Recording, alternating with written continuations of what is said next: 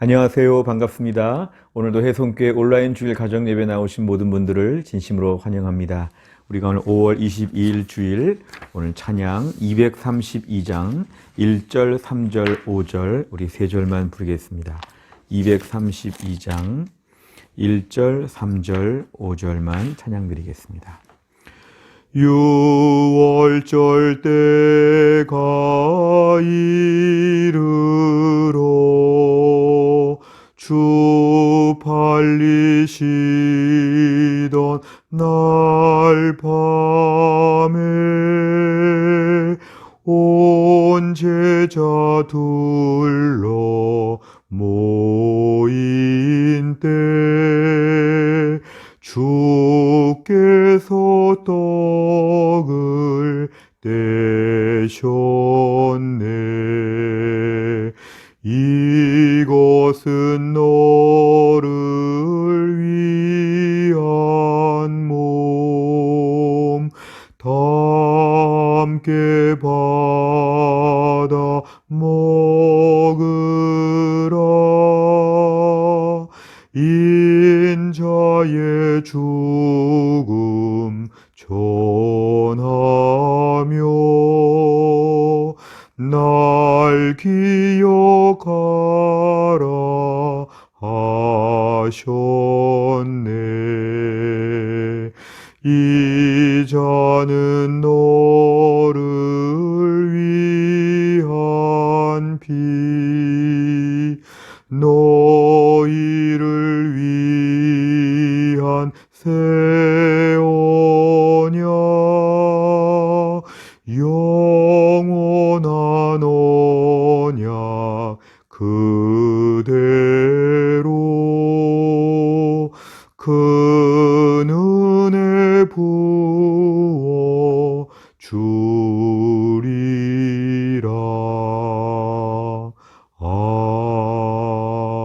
아멘.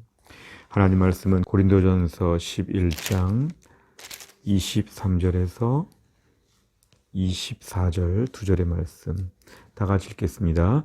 내가 너희에게 전한 것은 주께 받은 것이니 곧 주 예수께서 잡히시던 밤에 떡을 가지사 축사하시고 떼어 이르시되 이것은 너희를 위하는 내 몸이니 이것을 행하여 나를 기념하라 하시고. 아멘. 우리가 오늘은 이 말씀을 중심으로 하여서 성찬의 목적에 대해서 함께 하나님 말씀을 공부하겠습니다. 웨스트민스터 소요리 문답의 96문 질문과 답을 읽겠습니다. 질문 다 같이 읽겠습니다. 성찬이 무엇입니까? 답변을 같이 읽겠습니다.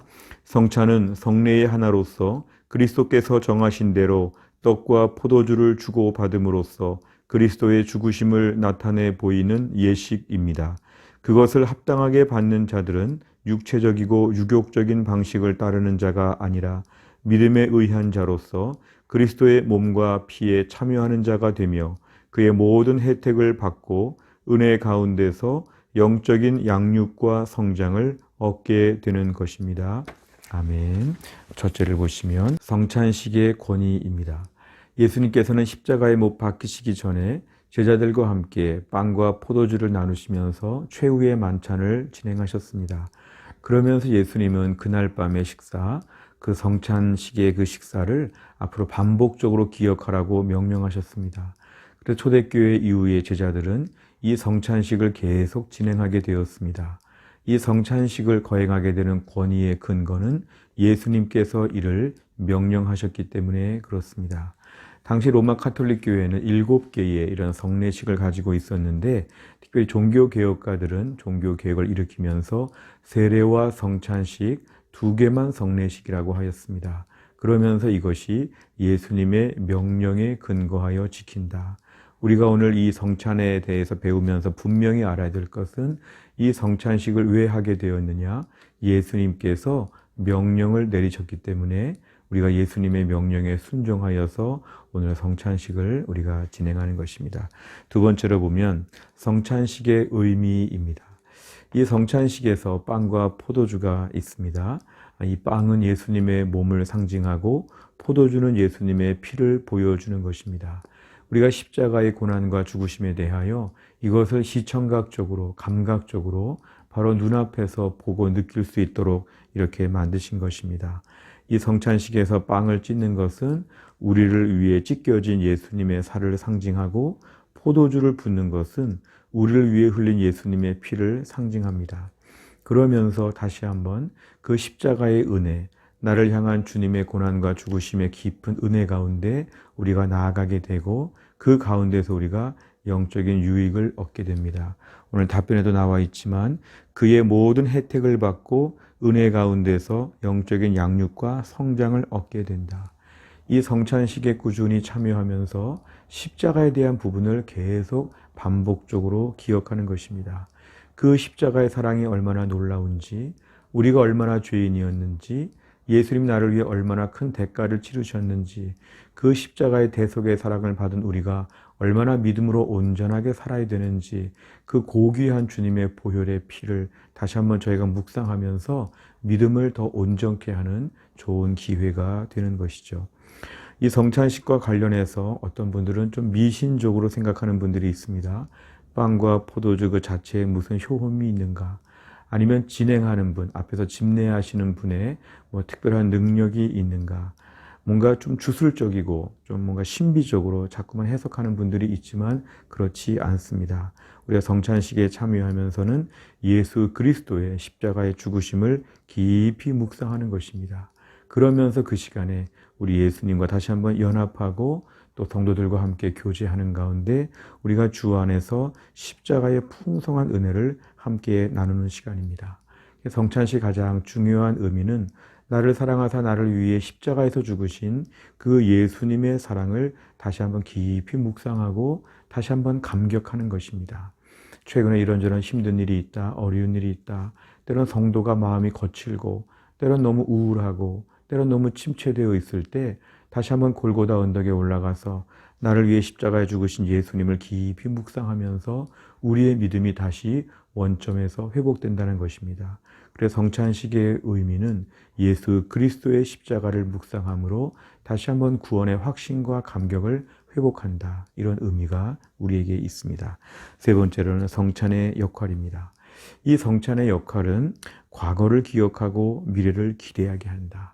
이 과거를 기억한다는 것은 2000년 전에 예수님께서 나를 위해 십자가에 죽으신 그 십자가 사건을 다시 한번 기억하는 것입니다. 이건 마치 이스라엘 백성들이 유월절을 지키는 것과 비슷합니다. 이스라엘 백성들은 애굽에서 나올 때에 그 유월절을 꾸준히 계속해서 지키게 하나님 명령하셨습니다.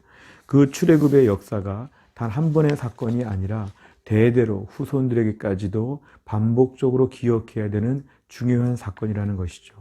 오늘날 우리가 구원받은 것에 대해서는 반복적으로 기억해야 합니다.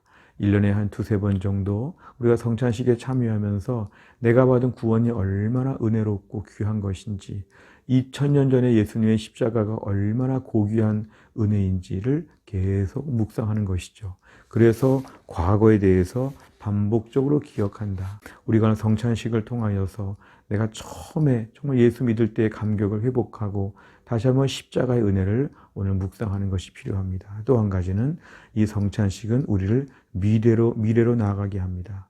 이 미래라고 하는 것은 예수님께서 죽으시고 부활하신 사건, 지금도 부활하셔서 예수님께서 우리를 위해 기도하시는 예수님, 그리고 궁극적으로 마지막에 하늘의 영광이 우리에게 예비되어 있다는 것을 꿈꾸는 시간입니다. 현실적으로 초라하고 약하고 여러 가지 힘들고 참 좀 고달프다 이런 인생을 살다가도 우리가 성찬식을 통하여 궁극적으로 맛보게 될 천국의 영광을 미리 내다보는 것입니다. 천국의 소망을 미리 생각하는 것입니다.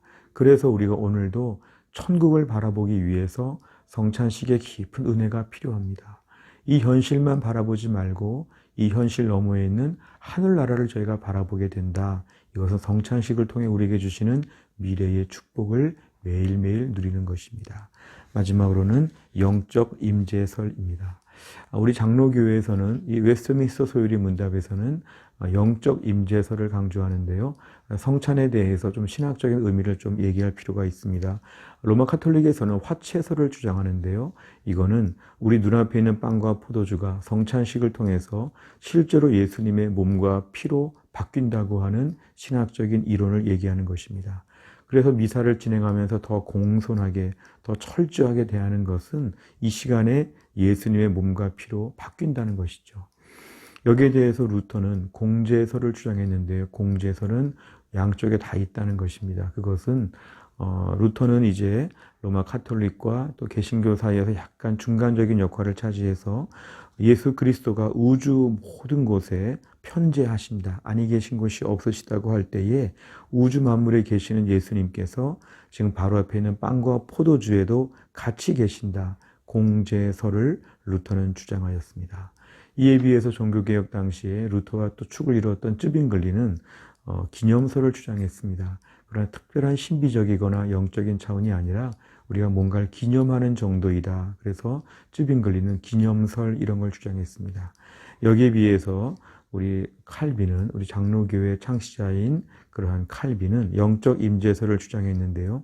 예수 그리스도는 하늘에 계시지만 오늘도 성령을 통해서 이 시간에 임재하여 주신다. 성령께서 이 자리 가운데 역사하셔서 성찬의 유익을 우리 모두에게 영적으로 나눠주신다. 성령의 임재하심을 더 강조했습니다. 결국은 우리가 오늘 성찬식의 의미는 이렇게 정리할 수 있는데요. 영적 임재설, 그 자리에 참여함으로 성령께서 그 시간에 내 심령 가운데 역사하셔서 다시 한번 예수 그리스도의 풍성한 은혜 가운데 나아가도록 우리를 만들어 주신다는 것입니다. 오늘 말씀을 정리하면서 우리가 성찬은 그래서 매우 중요합니다.